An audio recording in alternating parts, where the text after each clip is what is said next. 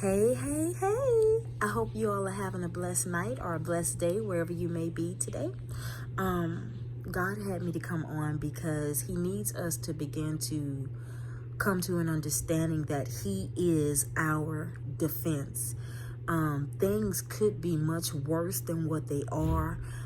If it had not been surely for the Lord God who was on our side when the enemy came up against us, and many of you, as you all know, you are facing torment and things that the enemy has been doing to you pretty much all of your life for some people. If it had not been for God being your defense, the enemy surely could have wiped you out. He could have done away with your life and you wouldn't be here right now. But know that it is because the Lord God, who is certainly for you, they have not been able to do the fullness of what it is that they really want to do unto you, because God's hand is with you. I was reading Psalms 124, and it's a confirmation as to what I'm saying right now.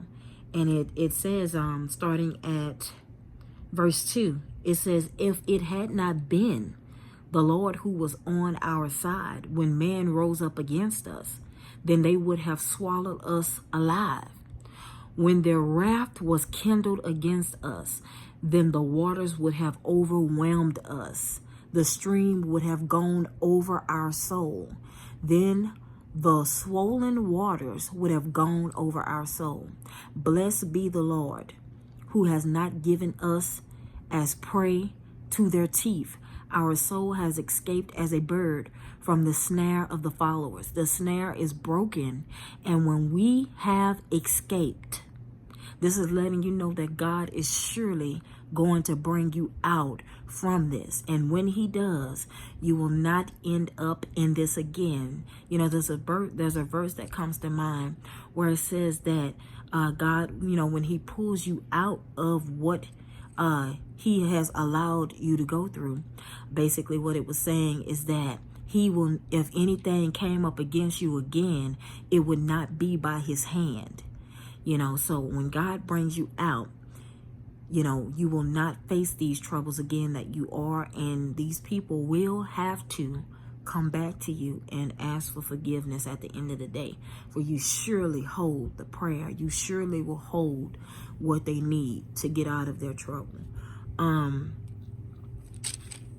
it goes on to say in verse 8, our help is in the name of the Lord who made heaven and earth. When you know that, you know that God is there with you. He has not forsaken you. He has not left you. And you know that he is your defense.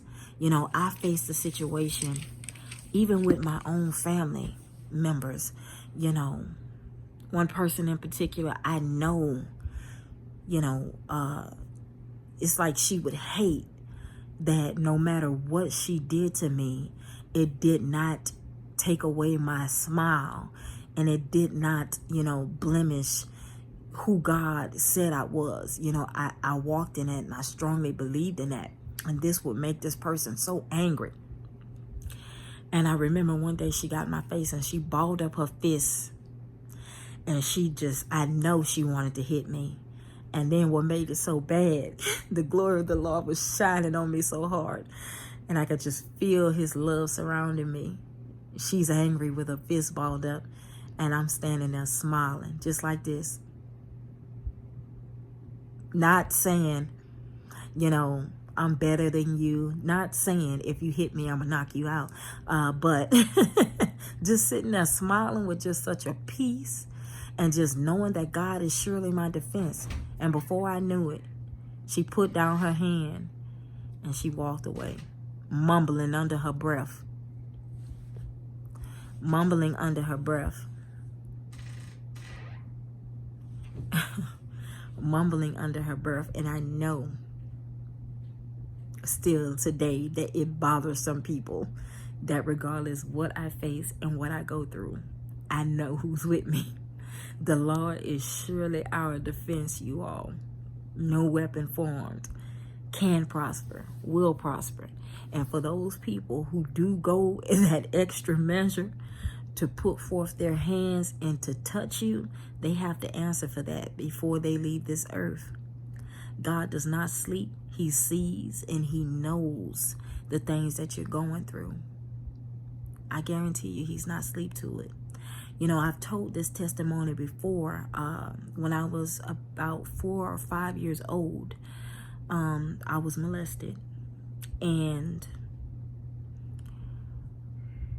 I forgave, you know, the person who did this to me.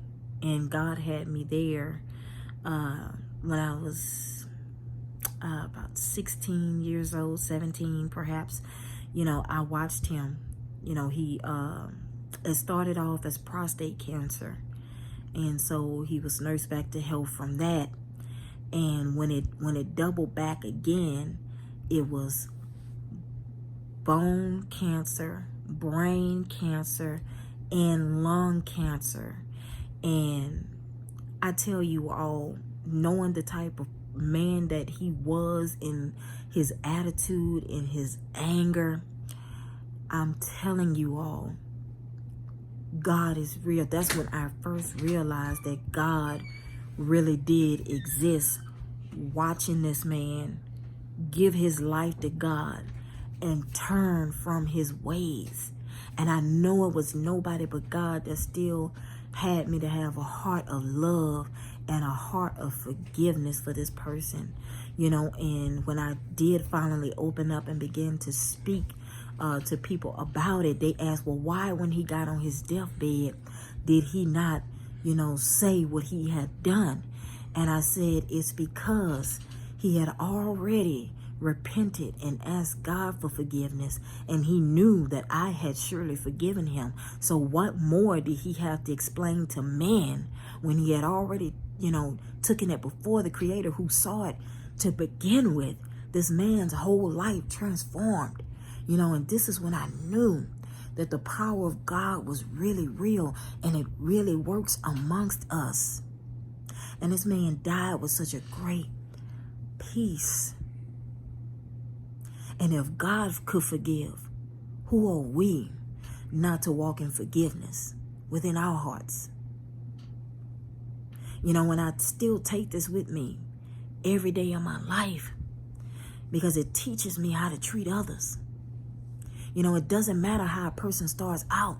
At the end of the day, you know, and some of you all might not like when I say this, some of the people who are tormenting you, when the fury of God comes down on them, some of these people are going to fully transform themselves. They're going to turn away from their ways.